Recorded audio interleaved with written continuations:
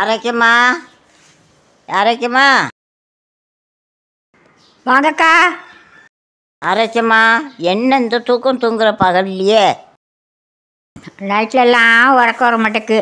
காலெல்லாம் முட்டாக வலிக்குது. கெட்ட கெட்ட கனவாக வருதுக்கா.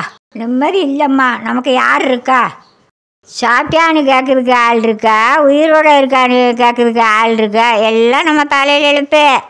நாளைக்கு வியாழக்கிழமை ஜெபக்கூடத்துக்கு போகிறேன். நல்லா இருக்கும். நீ என் கூட வா. நான் எப்படிம்மா வர முடியும்? ஏம்மா வர முடியாது? வீட்டை சுற்றி சொந்த பந்தமாக இருக்கு. தாய் பிள்ளைய மாமன் மச்சான் எல்லாரும் இங்கே தான் இருக்காங்க.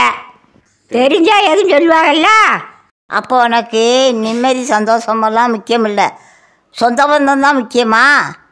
நான் சொல்கிறோம்னு தப்பாக நினச்சிக்கிடாதம்மா. இந்த உலகத்தை பற்றி ஆண்டவரே சொல்லியிருக்கார். பாவம் நிறைஞ்ச இந்த உலகத்தில் ஏசப்பாவை பற்றியும் ஜெபக்கூடத்துக்கு போகிறத பற்றியும் வெக்கப்படக்கூடாதுமா. அப்படி வெக்கப்பட்டோம்னா 4 பேருக்கு முன்னாடி அம்மா தான் வெக்கப்பட்டு தலை குனிஞ்சு வாழ வேண்டியது இருக்கும். என்னக்கா இப்படி சொல்கிறீங்க? நான் எங்கம்மா சொல்கிறேன், ஏசப்பா சொல்லியிருக்காங்க. உன் சொந்த பந்தத்தை பார்த்து ஜெபக்கூட்டத்துக்கு போகிறதுக்கு வெக்கப்பட்டேன்னா ஏசப்பா வரும்போது உன் முகத்தை பார்க்க வெக்கப்பட்டு ஏசப்பா அவர் முகத்தை திருப்பிக்கிடுவார்.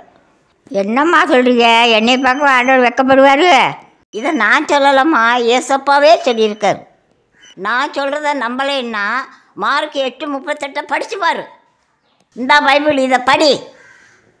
இப்போ தான் புரியுது. சொந்தம் பந்தத்தெல்லாம் பார்த்து ஏசப்பாவை விட்டுறக்கூடாது. நானும் நாளைக்கு ஜெபக்கூடத்துக்கு வாரேங்க்கா. சரி ஆரோக்கியமா, நான் நாளை காலையில் வரேன். என் கூட வா.